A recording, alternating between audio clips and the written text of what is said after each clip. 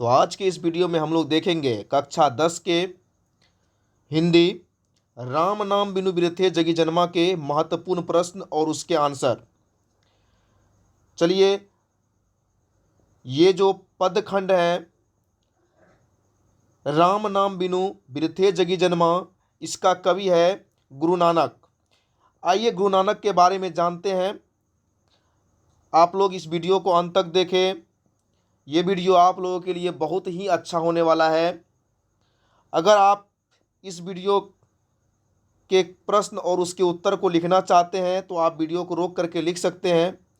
चलिए आइए गुरु नानक के बारे में जानकारी प्राप्त करते हैं। तो गुरु नानक जी का जन्म 15 अप्रैल 1469 ईस्वी नानकाना साहिब पंजाब पाकिस्तान में हुआ था। उनकी मृत्यु 22 सितंबर 1539 ईस्वी करतारपुर में हुआ था। गुरु नानक जी के पिता का नाम कालू चंद खातरी था और उनके माताजी का नाम तृप्ता थी।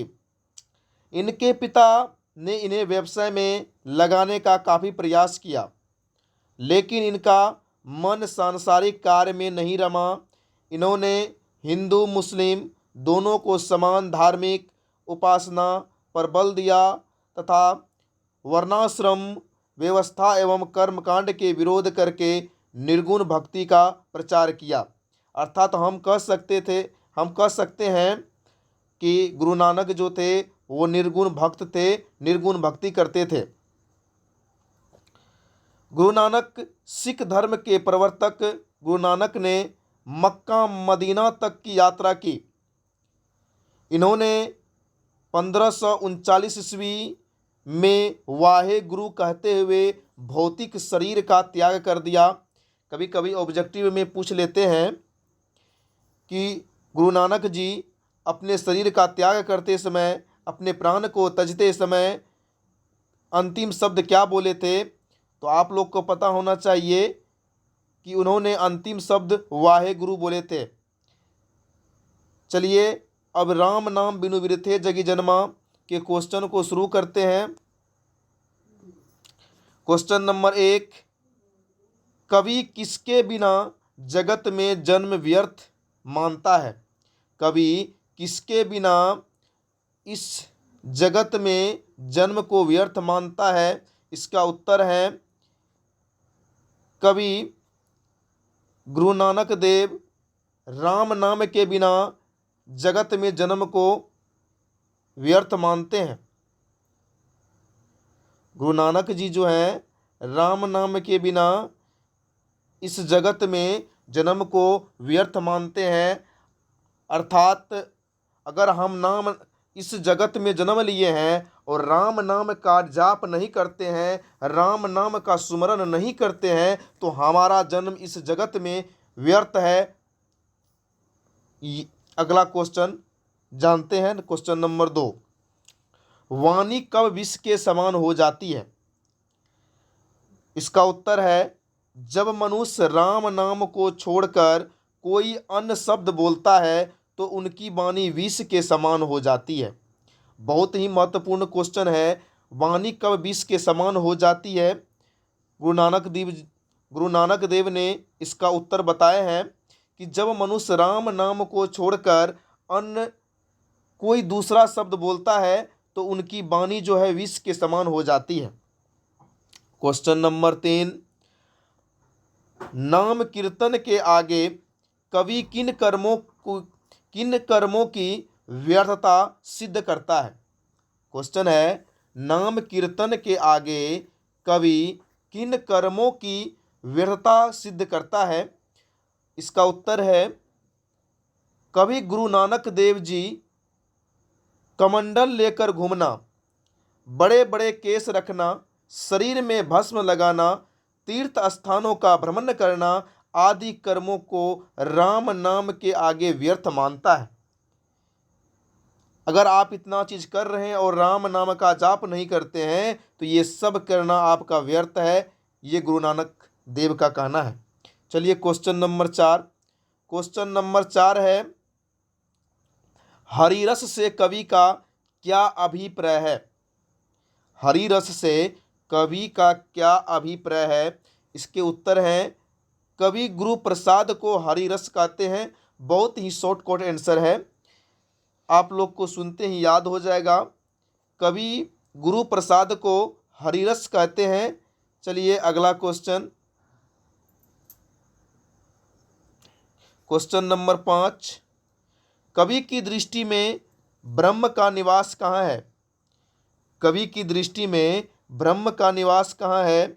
वैसे मनुष्य जिसमें काम और क्रोध न हो उनके हृदय में ब्रह्म का निवास होता है। वैसे मनुष्य जिसमें काम और क्रोध न हो उसके हृदय में ब्रह्म का निवास होता है। Question number 6। गुरु की कृपा से किसकी युक्ति की पहचान हो पाती है? गुरु की कृपा से किसकी युक्ति की पहचान हो पाती है? इसका उत्तर है गुरु नानक देव जी कहते हैं। गुरु नानक देव जी कहते हैं या गुरु नानक देव जी के अनुसार गुरु की कृपा से राम नाम की युक्ति की पहचान हो पाती है। यानी अगर गुरु की कृपा हो गई तो हमें राम नाम की पहचान मिल जाएगी। अगला question, question number 7। Question number 7 जो है वह राम नाम बिनु बिरथे जगी जन्मा शीर्षक के सारांश लिखे। इस शीर्षक जो लिख है राम नाम बिनु बिरथे जगी जन्मा, इसकी सारांश क्या होगी? इसकी सारांश को लिखना है। चलिए इसका उत्तर है इस कविता में गुरु नानक जी कहते हैं कि जो मनुष्य राम नाम का भजन नहीं करता है उसका इस दुनिया में आना न के समान है। बिना कुछ बोले विष का पान करता है तथा वह माया रूपी संसार में भटकता हुआ रहता है।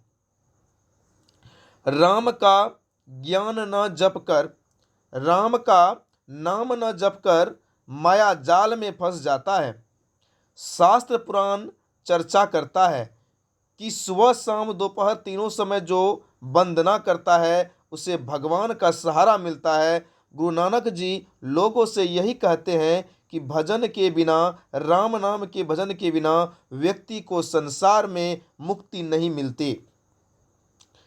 इस कविता में गुरु नानक जी कहते हैं कि जो मनुष्य दुख को दुख नहीं मानता, जिसे किसी प्रकार के सुख सुविधा लालच नहीं रहता, जो मिट्टी को सोना समझता है तथा जिसको किसी से भी लोभ नहीं रहता है, जिसके लिए अपमान मान के बराबर है, वैसे मनुष्य के हृदय में ईश्वर का निवास होता है। उसके पास कितनी भी बड़ी समस्या आ जाए वह व्यक्ति नहीं घबराता है, वही व्यक्ति आगे बढ़ता है। Question number 8। प्रथम पद के आधार पर बताएं कि कवि ने अपने युग में धर्म साधना के कैसे कैसे रूप देखे हैं। प्रथम पद के आधार पर बताएं कि कवि ने अपने युग में धर्म साधना के कैसे कैसे रूप देखे हैं। इसका उत्तर है प्रथम पद के आधार पर कबीर धर्म साधना के बारे में बताए हैं कि प्राचीन काल में साधु लोग दंड कमंडल धारण करते थे तथा लंबे लंबे केश दाढ़ी रखते थे। वे उस समय ब्राह्मण में चमक दमक तथा दिखावा थी। Question number 9।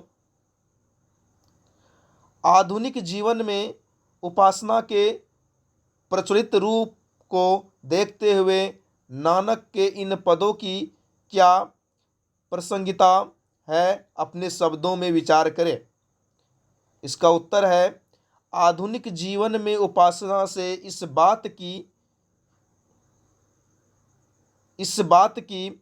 करते हैं जो प्राचीन काल से आ रही परंपरा है। आज भी लोग तीर्थ व्रत पूजा पाठ वेशभूषा तथा सांप्रदायिकता का विचार की बात करते हैं। इसमें थोड़ा सा उच्च नीच का गिरावट आया है। आज भी मनुष्य में सच्ची भक्ति की उत्साह है। अब जो है क्वेश्चन, जो भी क्वेश्चन अब आप लोग को हम बताएंगे वो व्याख्या है। चलिए अब व्याख्या को का व्याख्या बताते हैं। को में है राम नाम बिनु अरुजी मरे, इसका व्याख्या करना है। राम नाम बिनु अरुजी मरे। प्रस्तुत पंक्ति राम नाम बिनु अरुगी मरे, इसका हम व्याख्या करके आपको बताते हैं। उत्तर है प्रस्तुत पंक्ति हमारी पाठ्य पुस्तक हिंदी पाठ के काव्य खंड से राम नाम बिनु विरथे जगी जन्मा शीर्षक से लिया गया है। देखिए सब जब भी आप कोई चीज़ का व्याख्या करेंगे तो इस टाइप का आपको लिखना होगा। प्रस्तुत पंक्ति हमारे पाठ्य पुस्तक हिंदी पाठ के, आपका जो भी या कहानी होगा तो कहानी, या कोई काव्यखंड या कविता है तो क्या काव्यखंड लिखना होगा, और जो भी काव्यखंड का नाम होगा उसको आप लिख दीजिएगा। तो किसी का भी आप कर सकते हैं। चलिए प्रस्तुत पंक्ति हमारी पाठ्य पुस्तक हिंदी पाठ के काव्यखंड से राम नाम बिनु विरथे जगी जन्मा शीर्षक पाठ से लिया गया है, जिसके लेखक गुरु नानक जी हैं। वह इस पंक्ति के माध्यम से यह बताना चाहते हैं कि ईश्वर के प्रति प्रेम से होती है। ईश्वर की जो प्राप्ति होती है वह प्रेम से होती है। जो व्यक्ति ईश्वर से सच्चे दिल से प्रेम करते हैं, जो व्यक्ति ईश्वर से सच्चे दिल से प्रेम करते हैं, वह संसार की जाल से मुक्त हो जाते हैं तथा उनके जीवन में कोई भी परेशानियां नहीं आती है।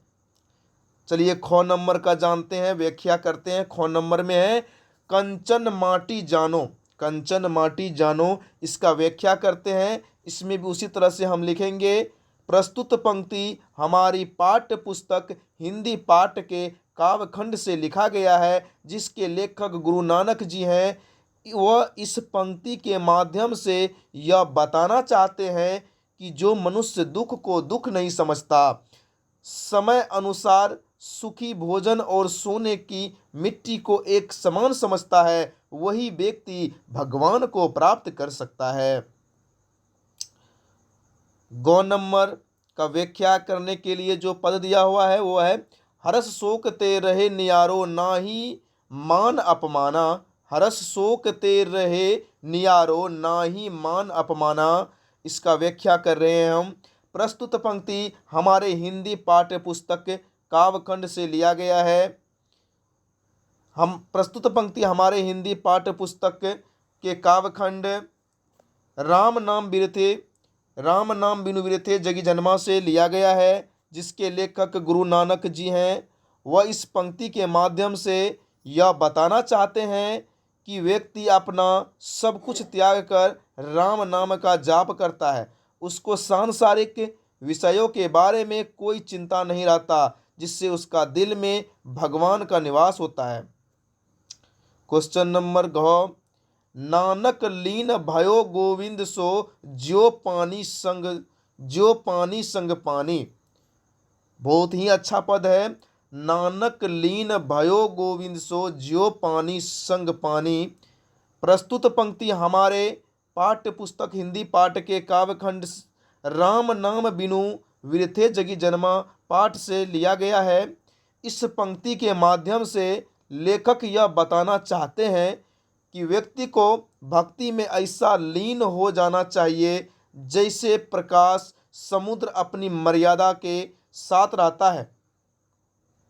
जैसे नदी जल का अस्तित्व समुद्र में मिल जाने से समाप्त हो जाता है, वैसे ही अब भक्त भी गोविंद में मिल जाए तो उसका अस्तित्व समाप्त हो जाता है। चलिए आज के वीडियो में इतना ही।